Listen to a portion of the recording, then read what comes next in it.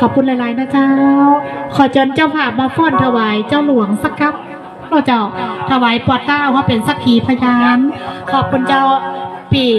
ไปหับเอาขันไปอีปอนู้อีปอเอาขันเนื้อเดี๋ยวลูกไปกะ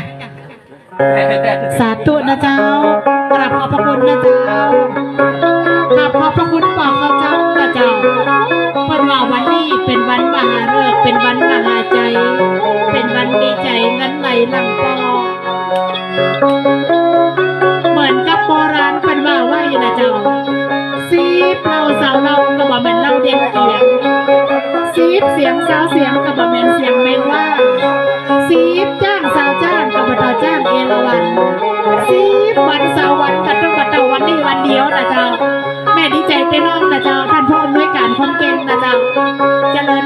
นะเจ้าอนุโมทนาสาธุนะเจ้าเดี๋ยวไปสอนดูไปเลย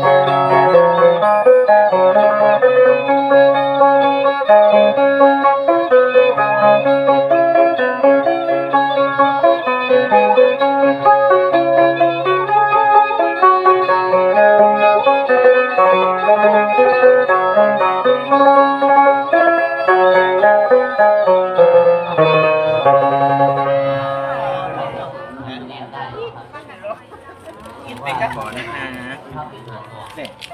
วันนี้หลวงพ่ออดีตหลวงปู่เองนำเล็งเห็นความสำคัญในวันนี้ไว้